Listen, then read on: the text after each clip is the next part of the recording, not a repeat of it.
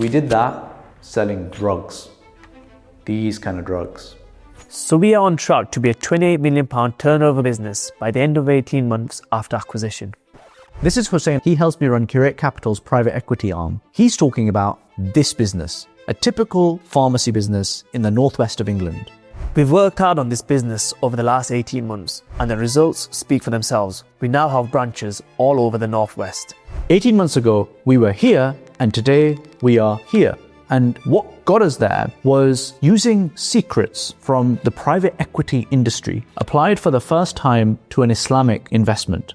This is the video that I wish I had access to 2 years ago that would teach me how private equity done well in an ethical way can completely transform the fortunes of individual business owners everywhere. And if you're not an entrepreneur, if you stick around till the end, we'll share with you how you can gain access to this as an investment category and make a pretty penny out of it as well. But to do that, we need to understand private equity.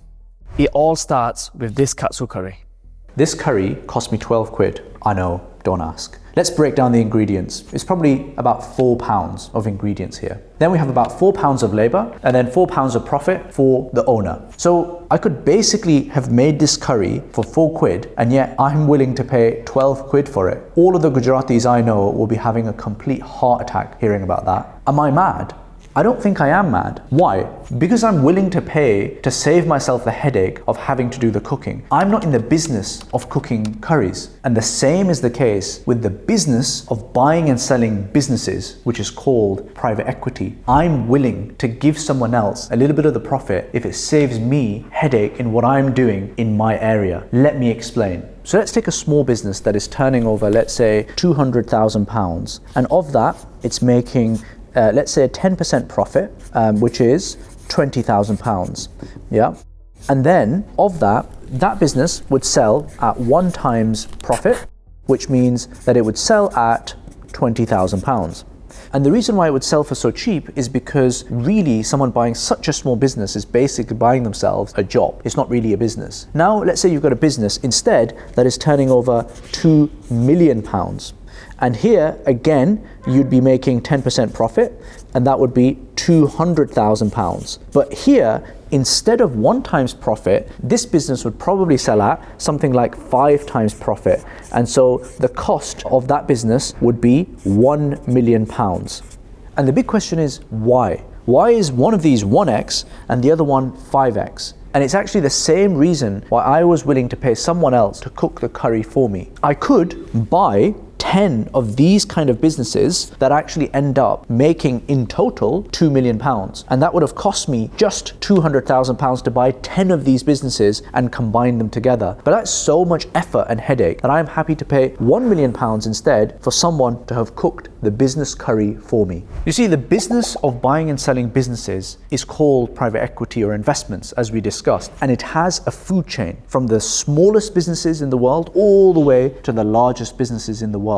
And what I'm going to be discussing with you right now is often little understood by your typical small business owner or investor. And the lack of understanding is actually the reason why, for many of them, their investments and businesses never grow. Only the largest businesses get to the stock market. And at each stage, businesses get larger and more expensive because more and more work has been done to consolidate and package them up. So let's start with the largest of these businesses, probably the most well-known, public markets. You and I are investing in the public markets through stocks and shares and through pensions. And in public markets, you get the most expensive types of businesses, typically 18x the net profit, so 18 times the profit. It's also known as EBITDA in the public markets as well. And then on the other end of the spectrum, you have these tiny businesses that we talked about earlier, right? The ones that were turning over 200k and were being sold at 1 times profit or £20,000. And then you've got all of these other things in the middle where you have small businesses, small groups of companies, larger groups of companies, and then eventually public markets. So the question is, what does private equity do? Basically, what private equity does is it focuses on these sections here, small businesses and small groups that are bought at 5 times and 7 times net profit. It groups them all together and it gets them to a larger group, and then it sells them on at 12 times profit, or it makes them even larger and it sells them on at 18 times profit. So we know that small businesses are worth less, and we want to go from something like this to this by aggregating them. Firstly, what is going to get us there is, are we actually looking at an industry where they have individual, almost Lego-like pieces that are many and they look very identical, so they can actually be fitted together. Now, in the case of pharmacy, there are 12,000 pharmacies up and down this country, and they all basically do exactly the same thing, which is a bit of dispensing of drugs and then a little bit of service delivery, for example, flu jabs and other NHS services. So that massively helps. So it means that you can start pulling these different businesses that are basically the same thing together. The second thing that you need to look for is this business making money? So we want to be making sure that we are getting into a business that is making at least 10% net profit, and ideally we want to be making more than that. The reason why that's important is because long term, a business and a business model that is not profitable is just not a good idea. But if it's a profitable business model, then with efficiencies you can actually make the net profit grow over time. And then the third and vital thing is, are there other ways that we see that we can somehow grow the net profit, either by improving the technology, by cutting costs, or marketing in some other way that grows the revenues as well? This is a vital question, and the use of AI has made this so massively easier that sometimes it almost feels like it's illegal. And we'll go to the AI bit in just a second, so stick around for that. But first, we have some very important maths which could make you millions, so stick with it. So you remember that small business that was making £2 million and we bought it for £1 million, 5 times profit? Well, let's say that we're now in the private equity realm, and what we are doing is we're buying 10 of those businesses. £2 million turnover times 10. So we're now making 20 million in turnover. And now what's going to happen is our net profit is now actually 2 million, which is still 10%. And as we've just seen, there's a food chain. And what private equity wants to do, what we want to do, is take these businesses that we bought at 5x multiples and try and sell them at 8x or 10x or 12x multiples. So let's imagine that we don't do anything to the business. We just get it to £2 million profit, and then we sell it for a 12x multiple. That's going to get us £24 million. That's how much we sell it for. But what if there was a way of increasing this £2 million to £4 million? If we manage to do that, then again, for the same 12x multiple, we actually end up with something like £48 million. That's a huge jump that we've just made from 24 million to 48 million by doubling our profit from 2 million to 4 million. So how do we do that? That's the key question. And there's actually 3 ways that can happen. The first thing that we do is we just sell more. The second thing that we can do is we can sell more profitable products. And the third thing that we can do is cut our costs. Each of these revenue enhancements or efficiencies helps us grow our net profit. And that's where this machine comes in. There are now incredible machines that can be installed in a pharmacy that can literally do days worth of work in minutes. They help cut costs.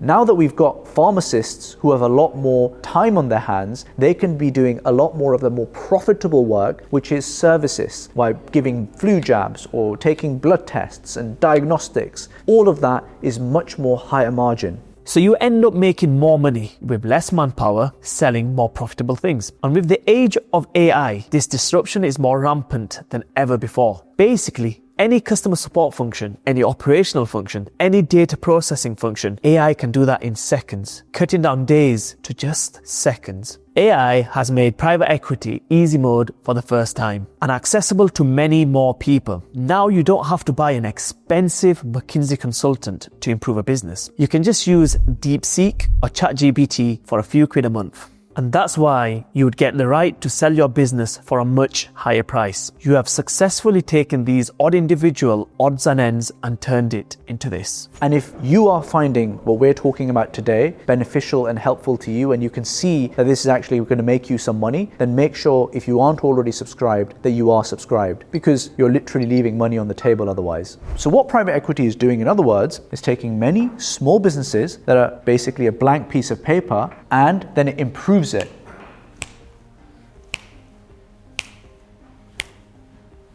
And then combines all of these much improved businesses into this. Voila. For the eagle-eyed among you, you may have noticed one major issue with all this. The entire strategy does depend on having a lot of money to buy. Sure, if you have money, that does make it far easier, but there are actually 3 other ways that you can buy businesses using very little of your own money. So let's break those down right now. The first of those is equity, where you sell shares in your business and investors give you money. And this is actually what Curate Capital does a lot of. The second strategy that you can use is debt finance. There are actually ways that you can achieve Sharia compliant debt finance as well, and we do that via the platform again. So investors participate in debt finance as well. If you are in an industry that has asset finance available and hire purchase agreements available, that can be another great way of using debt in your business. And then the final strategy is called seller finance, where rather than you taking out the debt, you say to the person who knows the business best, because they are the current owner of that business, that look, can I just pay you this money back, but I can pay you this back in 1 or 2 or 3 or 4 years time. And if I don't pay this back to you, then you get the business back because you've got the business as your security. So that's a bit of a no-brainer for the seller of this business who already knows this business inside out. And that way you can win the deal, and then you can use the profits from the business that you're buying to actually buy the business itself. There is actually one other killer tactic that is probably more powerful than all of these, and that is profits. Once you get the flywheel turning and you're starting to make profits from your business, you can then turn those profits to acquiring more and more businesses and growing that profit even further. And in our case, on Curate Capital's private equity strategy, we use all of these strategies wherever they present themselves. For those of you who are looking to invest in Islamic private equity, for the first time, Curate Capital has made that possible. You are able today to actually invest with us in our pharmacy private equity strategy, where we're aggregating up these pharmacies right on our platform. You can also invest in the debt side if you want to get a regular income. So that's an alternative way that you can gain exposure to this industry. And inshallah, we'll be looking to do more private equity deals that will be listed on the platform as well for those who are signed up to the platform. Right now, we aren't aware of any other Islamic private equity options globally, and if and when they are available, you'll hear about those first as well, because we want this industry to grow. The Muslim community is full of entrepreneurs, but unfortunately, when you look at the largest businesses in the world, the richest people in the world, Muslims are not there. A big part of that is because we don't take our entrepreneurial spirit, our medium and small businesses, and look to scale them to juggernauts. And frankly, that's why we invested in Everest Pharmacies, a Muslim-owned small business that hadn't taken on any interest-bearing debt and hadn't scaled like many of its competitors had over the years as a result. We wanted to show that a better way, a halal way, was and is possible. So my humble request to you is, if you're an entrepreneur, look at the largest business in your space and take an aim for that. You can do that. And rewatch this video where we've shared with you the exact playbook on how private equity does this day in, day out, and get started today. And if you're an investor, you're not a businessman, you have a vital role to play, and that is investing in the entrepreneurs so that we as a community are scaling our businesses to the next level. That makes you money, that makes the entrepreneurs money, and that makes our ummah stronger. Until next time, Assalamu alaikum.